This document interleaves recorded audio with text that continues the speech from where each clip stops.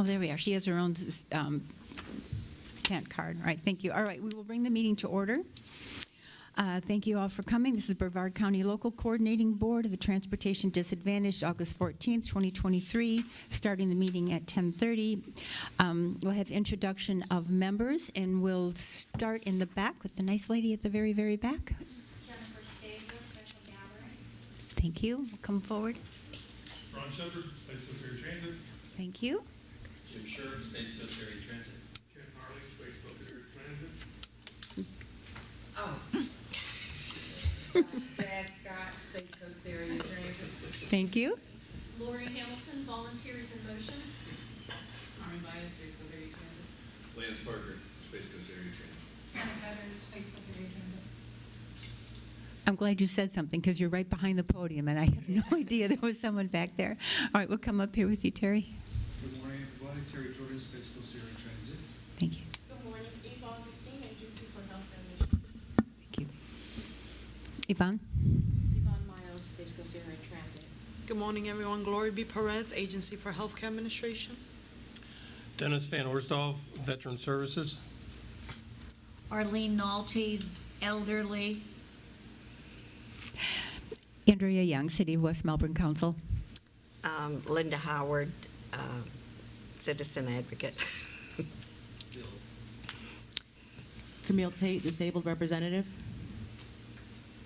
All right, thank you. We have two alternates up here. You can still introduce yourselves. Jane Stringer, alternate.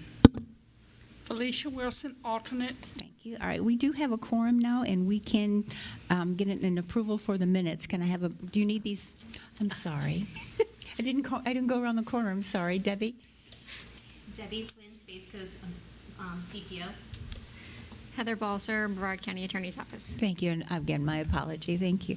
All right, so we do have a quorum now, and do you need the meetings approved separately, or can we do this in one motion?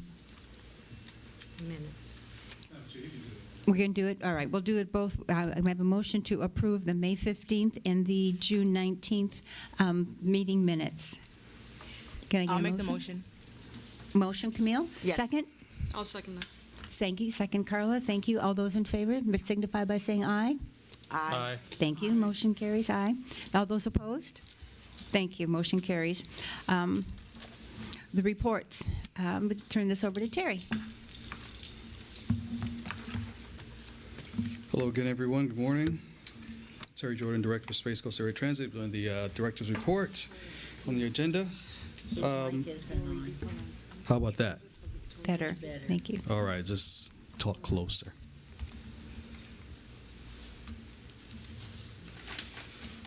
So the first item on my report is transit ridership. Fixed route ridership continues to increase. As of right now, we're 9% over May of 2022 ridership. So we can continue to see that steady growth. Overall, we're about 7.7% year to date when compared to 2022's fiscal year ridership. So as I mentioned, our fixed route ridership continues to rebound. We're just around 80% of pre-pandemic numbers currently. So we're aspiring to do at least 9% of the previous year by the end of the year. Hopefully we'll see that. Our demand response ridership continues to fluctuate. We're still averaging about 6,000 riders per month, which is a steadily rebound as well. Items that I wanted to discuss this morning were the CTC evaluation. The board was presented the CTC evaluation in the May meeting, and Ms. Debbie Flynn presented all the items. Transit staff are continuing to work on addressing those items. However, there is one particular item, and I almost wish Ms. Cleveland were here for this meeting, because there's one item that has been discussed at length, and it was one of the items in the CTC evaluation that came up. And it was a recommendation for the verbiage on for riders knowing how long in advance they can book a trip. So this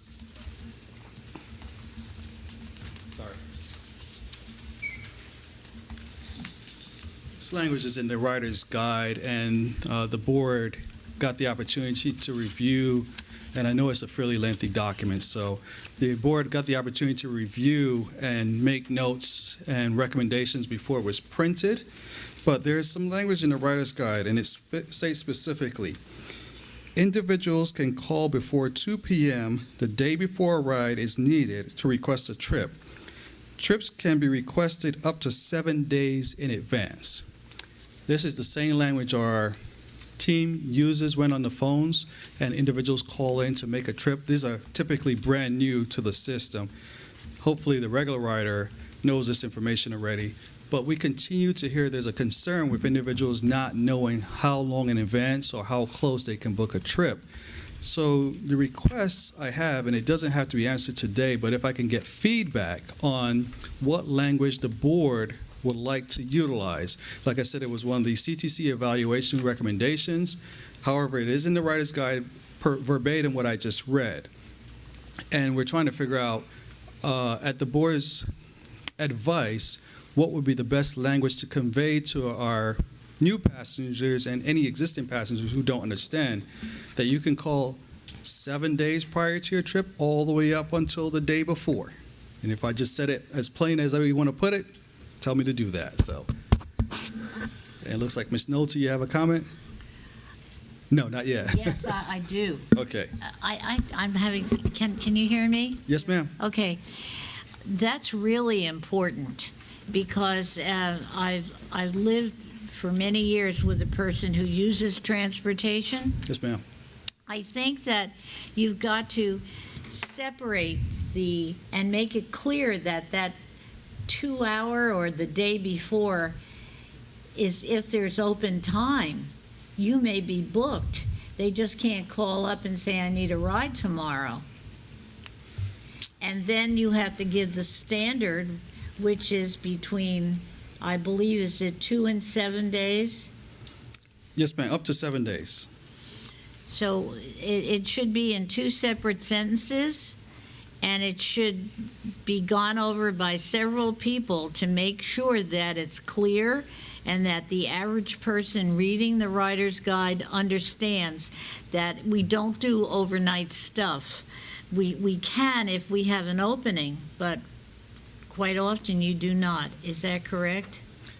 It is very like, and it goes with, and I've said this before even to this group, it goes any other thing in life. If you're trying to book a restaurant reservation, if you're trying to book a reservation to fly somewhere, if you're trying to book a hotel reservation, if you call the day before up until that point, then very likely you won't have an open to get in.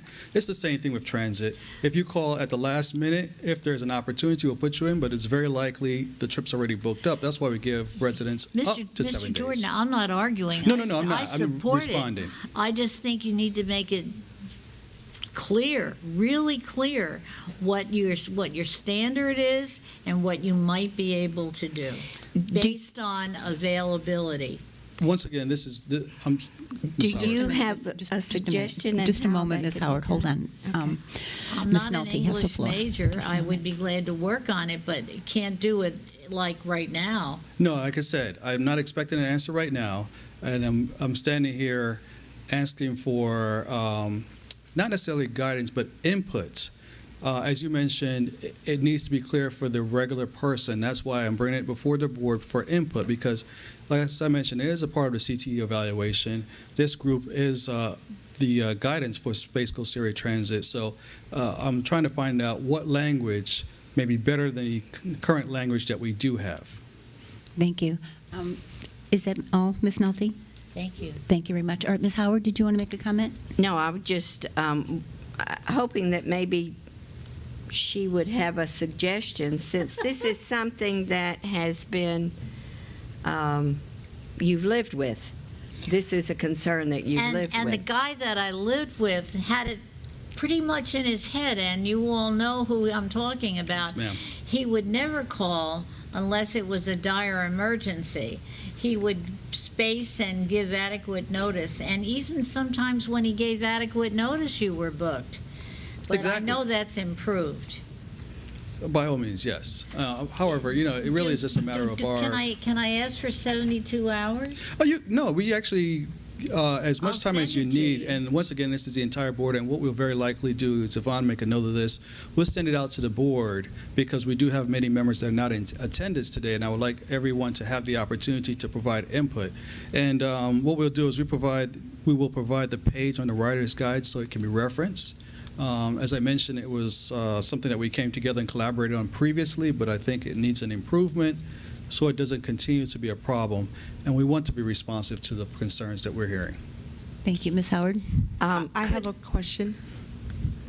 Camille, if you can just hold on a minute. Yes. Ms. Howard has the floor at the moment. Could it perhaps be put on the very first page of the Writer's Guide? Would that be possible? I don't think it will fit on the very first page, but we can look at that potential. Because the beginning of the Writer's Guide is the description of the services. Right. And then it goes into the additional details. However, typically, the individuals that are utilizing the service aren't necessarily, and someone help me out if I'm saying this wrong, aren't reading the Writer's Guide. They're getting the information from our reservationists. And this is what our reservationists currently do say, so if we want to say something different, we're looking for the recommendation. Thank you. Ms. Tate? Oh, actually, no, that just answered what I was going to ask. Okay. All right, thank you. Thank you. I'd like to make a comment that thank you, Terry, for bringing that up, because I believe that is being translated into you have to make your appointment 7 days in advance of when you actually need it. That's what I'm getting back. Okay. And people don't always have that, so I think you're 100% correct. We need to work on that clarification. Definitely, I agree. Okay, so now that we've interrupted your report, you want to get No. I asked the question on purpose. Ms. Nolte has another comment. But I Oh, asked the Ms. question. Nolte. Writer's Guide online, I don't believe I have an updated Writer's Guide. I would say you would have had it because this, like I said, this is the most recent version, and it came before this board, before being printed. And like I said, information, and Ms. Cleveland in particular and her attorney gave a lot of feedback initially. And to answer the question, yes, ma'am, it is online. Thank you. On our, and we'll And make sure it's and what page referenced. is it on? So I don't have to print the whole thing. Okay.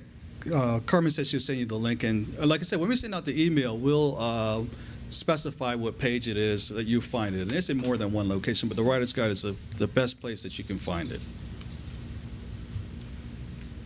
Thank you. You're welcome. So to another hot topic, membership. As we are well aware, we have 3 positions that are going to term out shortly, being the citizen advocate, the citizen advocate and the alternate for that role, and then the citizen advocate's system user roles all being termed out. We have started a process of putting out the new application. I actually brought some applications with me if anyone needs them today. The period is going to be August 14th to September 1st. So it's been a 2-week period to submit applications for any individuals that are interested. On September 12th, the nominating committee will meet to review all applications that have been submitted and choose the individuals for those roles. And then at the October 12th meeting, the TPO governing board will be given that information to then make the final decision on the members. And this, once again, is just for the citizen members. Ms. Flynn and our staff have been working to see about getting the agency representatives boosted as well. So that's an area we're looking to increase the membership. But for the members that are sending applications, we're going to have it posted on the TPO's website shortly today. Today it will be posted, and then we will also have it posted on Space Coast Air Transit website as well to give the information regarding the application process, and what the members' roles and responsibilities are. All right, thank you. All right.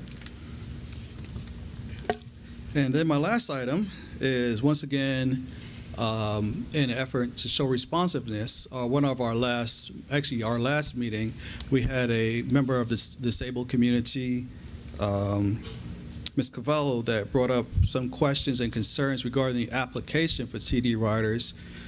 I pulled up the application and I'm looking at the questions. The concern I have, once again, is The language that we utilized, it was something that was vetted and approved.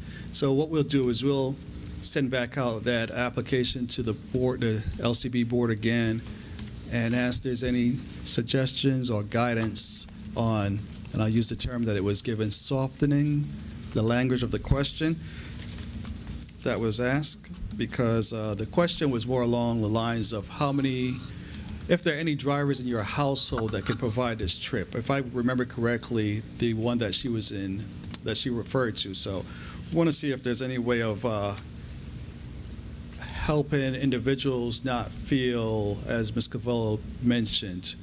So I'll send that back out to the board for your thoughts, recommendations, and comments on that as well.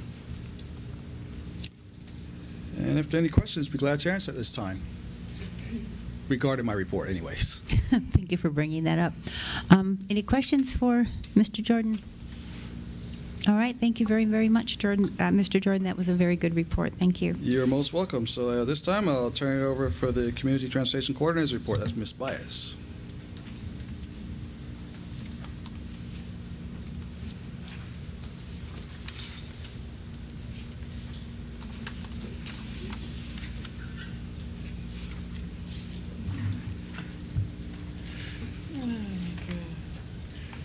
I'm sorry, it's just, I left the paper on my desk along with my reading glasses. Oh, I have readers. Carmen, I have readers. I'm just looking for I it do in too, this packet. but I don't have. Here.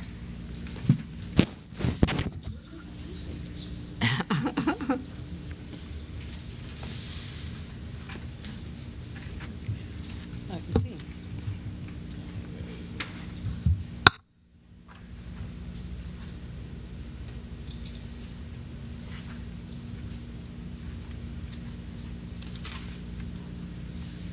Okay. For the community transportation coordinating report, we haven't done really much. The only thing we Can you speak into the mic? Hello. Thank you. Hello. Can you hear me? Yes, now we can. The only thing we did from the last meeting was Barat Achievement Center presentation. Barat Achievement Center has to do, I guess they had an audit and they kind of fell through the cracks that the community has to come in and speak to. The train, it's like a training, this like a government training thing for the employees that work there. It was actually fun because Barat Achievement Center, I do a lot with them, and it's a close thing, but the minute you walk in and they scream out your name, it's like amazing. So we just did, that's the only thing we did recently, was just going over there and training them of transportation and how transportation works. We showed them a video and they loved it, especially the Speakers Bureau, because it says, the beginning of it says, "Look at us now." That's how if you've seen Wendy's video, when I was leaving that place, they were all saying it over and over and over again. So we did pretty good on that one. That's the only thing that we did from the last meeting that we had. And the next thing is the report card. Do you guys have any questions on the report card, the numbers? That's huge. Thought your report card was very good, actually. You guys are busy. You're Yes. busy, and you're pretty much on point. It's So growing. considering the large job that you have and that you're able to do it with the means that you have, it's amazing. So thank you for the work that you do. Great, thank you. And I'm turning it over to Lori.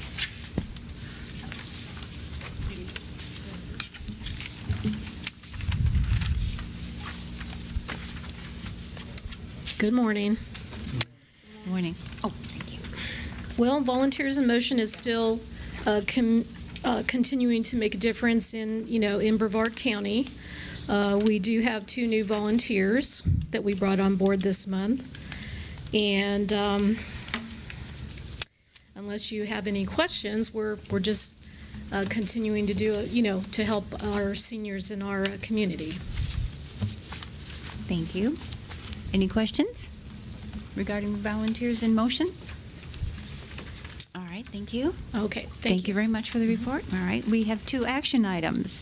Item number 1 is approval of the standard to transfer clients from paratransit system to the fixed route. Terry?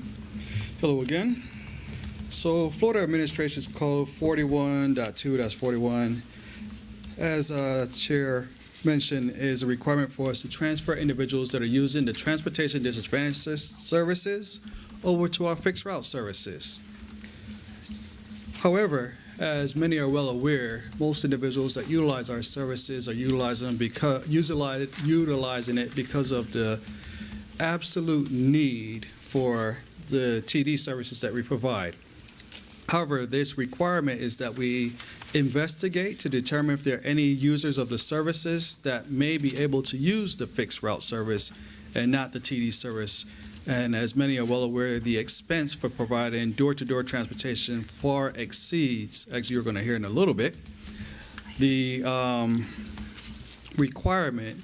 exceeds the expense for fixed route service. So at this point, staff is investigating. We're going to be going back through all of the applications for our users for a TD service to potentially investigate, if at all any, that we have the option to transfer from the demand response door-to-door services over to fixed route. So at this time, what I'm proposing is that we have the opportunity to extend the time frame to our next meeting where we can present a reasonable and accurate percentage, because we didn't want to take a shot in the dark and just give a number for the sake of giving it. So we are looking to take a good inventory of our users to see if there is a realistic percentage that we can transfer over to the fixed route service. Once again, with the understanding that there is a requirement to do so. This also brings me back to the application I mentioned earlier, where we're looking to soften the language. One of the questions, and I once again believe the question that Ms. Cavallo was concerned about, is asking if there's anyone in your household, friends or family members that can transport you to your destination. That is one of the questions that we ask. So what we're looking at is if there's an opportunity that individuals that are using the demand response service can have an alternate source to get them even to a bus route, then we're looking to possibly move those individuals. We understand that a service that's being provided currently that is very reliable, dependable, and convenient may be not offered to those individuals anymore. And what I mean by that is if we transfer you to a fixed route service, you now have to walk to the bus stop. It's as simple as that. And many people that have the convenience of having the vehicle pull up to their door and take them to their destination to the next door may not like that too much. So we understand that it may be concerning to some individuals, but it is what we're required to do. So we don't want to take it lightly in doing so. We want to make sure anyone that is transferred from the TD service to the fixed route service is able to do so. And if there's any legitimate reason why they can't, we'll make sure that that is taken into consideration. So at this time, we're not going to provide a number because, like I said, we want to provide a realistic and accurate percentage of individuals that we would like to transfer. Do we have any question for Terry regarding that issue? For Mr. Jordan, I should say. Dennis, did you want to say something? Yes. So the purpose of this administrative code is to reduce the cost? Not necessarily to read. I mean, we know that's the major part of it, but really and truly is to show a group of individuals that have become eligible to now utilize services. And I said the reality of the case that many do use the service is because of their dire dependence. Most individuals aren't getting better, I'll just be honest. But that it is, once again, a requirement from the Florida statutes. Okay. So I have a question on this. Anyone else have a question before I get mine out here? All right, so when we determine who's eligible to be transferred over, which say someone needs to have dialysis 3 times a week, but yet they're still able to get around, would they be consider how dire need does this have to be before they're saying you're eligible, which merely means, sorry, we're cutting you off. I don't want to make that call. Well, one of the biggest things we have to recognize here is the difference between ADA transportation and transportation disadvantage. Transportation advantage aren't typically individuals that are on dialysis. Usually it's the individual that is, as we mentioned in the guidance, they're elderly individuals, some may be disabled, some may be young individuals, so and also the distance to fixed route is another thing that's kept in consideration. So we aren't going to take people, once again, that, for example, dialysis patients aren't going to be considered in this group. It may be someone that is, like I said, that is actually within a quarter mile of a fixed route because the fixed route has now come closer to their house and it wasn't before. That may be an option and a candidate for the service now, being able to get to the bus stop because it's now closer. Things of that nature is what we do. We have other individuals that do utilize the service that do have a fixed route bus stop close by, that live in a group home, for example, that we can now utilize the fixed route service instead of the demand response directly to their door. Say that again. I didn't All of quite it? follow you. No, just that last kidding. part about the group home people. So, without calling any specific names, and I did that on purpose, Sure. but there are areas that individuals, we go to the door now to pick up an individual who's physically capable of walking to the closest bus stop, which is probably about how far? Maybe 200 feet? Oh, okay. Okay, 175, 200 feet to the closest bus stop. And currently, we do provide demand response service to their destination, and the destination is also within range of a fixed route bus stop as well. And those are the candidates we think about. However, this requirement is not for 10 people, 15 people, it's for a percentage. And I will be upfront, the percentage that we are envisioning is going to be very low. Just because, once again, the individuals that do utilize our service are completely dependent on it. There aren't many options, so we expect that it will be a low percentage.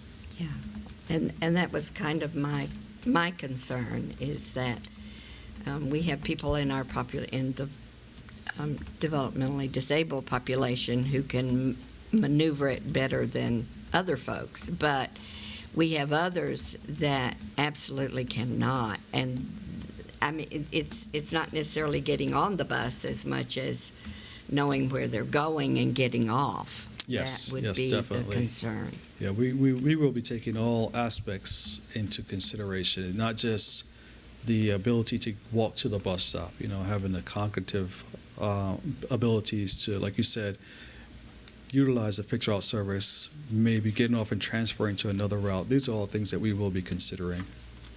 So it's a hard task. It is, yes. So you're asking for a motion to approve the standard to transfer, but this is, you're determining what that standard is going to be. You haven't determined the standard yet. No, the standard has already existed. Yes, the standard exists even in our application process. Okay. The motion, if I were asking today, and I'm asking to table this item, but the motion would be for approving the percentage that we're going to present to the board. All right, so then in that manner, if we're going to table this, can I get a motion and a second to table? I have a question. Oh, Ms. Nolte, question?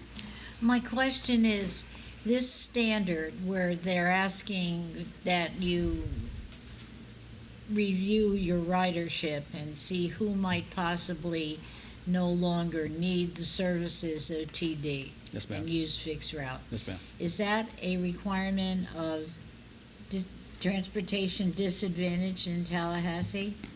It is not TD, it's actually Florida Administrative Code. Sorry, it's not transportation disadvantage, it's actually Florida Code that says so. So it is out of Tallahassee, that is correct. My second question is, if after doing this intense survey and determining that you really can't take anyone off TD and put them on fixed route, are there penalties for SCAT?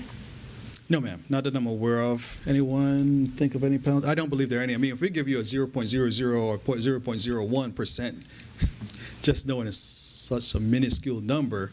However, I am not aware of any penalties. of not doing so, but I'll check into that. I have one last Yes, question. ma'am. You referenced a group home. You might have people in that group home who are physically able to walk that 175 or 200 feet, but they may have cognitive issues which would keep them from getting there. Am I correct? And as I mentioned, yes, ma'am, you are correct. I just compliment you on what you're trying to do. Thank you. Well, thank you so much, Mr. Nolte. And like I said, it's not an easy task, but we're going to do our best to comply. All right, so we are asking for a motion and a second. I'll make the motion. Motion, Ms. Nolte, second? I'll second. Second, Camille Tate. Thank you. All those in favor? Aye. Those opposed? Thank you. The motion carries. Thank you, Terry. All right. Thank you, ma'am. That's my report. All right, next item is approval of the rate calculation model for fiscal year 2023-24. Good morning. The rate calculation model is submitted to the TD Commission every spring. It's a comprehensive review of our expenditures and our budget for fiscal years 21-22, 22-23, and the upcoming 23-24. Our rate model was approved by the Commission on May the 8th, and our new rates are ambulatory is a 76-cent increase from last year to the amount of $2.61 per mile. The wheelchair is a $1.30 increase to the rate of $4.47 per mile. These rates are effective from July 1st of 23 through June 30th of 24. Any questions? All right, thank you. I'm still getting to it here. Any questions, any comments on the rates? It may be obvious, but why a larger rate increase than normal? Why the rate? Yes. Well, it's based on your budgets and your expenses. So our expenses for fuel are obviously up, and there's a calculation that the commission uses, and it just calculates all it's their workbook, and you put all the information in, and then it comes up with your new rate. Thank you. Thank you very much. All right, may I get a motion and a second to approve the rates? Motion. I'm sorry. Carlos Colon, PLT. Oh, there you are, down there. I'm sorry. Motion, Carlos. Second, please. Second. Second, Dennis. All right, thank you. All those in favor signify by saying aye. Aye. Aye. Those opposed? Thank you. Motion carries. All right, next item, member reports. Member reports, we'll start at the end. Ms. Camille? Oh, sorry, Carlos. Sorry, you came in after. Sorry, Camille. Carlos. No. Okay. Now we'll go to Camille. So my organization, the National Federation of the Blind of Florida, here locally, we are looking to put together a panel. We don't have even a tentative date at this point of agencies and organizations that work with the disabled community of all disabilities. We are trying to bring more disability awareness to Brevard County. I've traveled all across the state, and several of our other counties have things like mayor's councils on disabilities or commission on disability issues, things like that. And I think we need to start bringing that more into an awareness in the public here in Brevard County. So that's something we're working on. I may be reaching out to some of the agencies to see if they're willing to be on a panel, just to have something like a public meeting where we can get this sort of ball rolling. Thank you. That was excellent. Thank you. To move along here, Felicia, I mean, I realize you're expired at this moment, but you can still put in a comment if you want to. James, same thing. All right, Linda, Ms. Howard? Only an observation, the last 3 years, I live on the beach, and the population of people waiting at the bus stops has really increased. And every once in a while, I just stop and say, how do you like the service? And they invariably like it, but they don't like to have to wait so long, which, of course, I think every bus rider probably has that, says that. But just to say, it's noticed that things are increasing, and the comments are basically good. Thank you. I do not have a report. Ms. Nolte? Thank you. Dennis? Yeah, I'd just like to pass on some positive comments. I had some out-of-town guests that stayed at my house for a couple weeks, and they had no transportation. They utilized bicycles, and they traveled all over the county to visit the parks and the beach, and they downloaded the app and prepaid their fares and had a great experience. So thank you. That's terrific. Do you have anything you'd like to say? None. Thank you. Okay, all right. Public comment. Anyone from the public wish to make a comment? Going once, going twice? Nothing from the public? All right. Can I have a motion to adjourn? I make a motion, we adjourn. Motion Camille, second Ms. Nolte. We are adjourned. Thank you very much. Our next meeting is November 6th, right here in this room. Thank you. Thank you all for coming.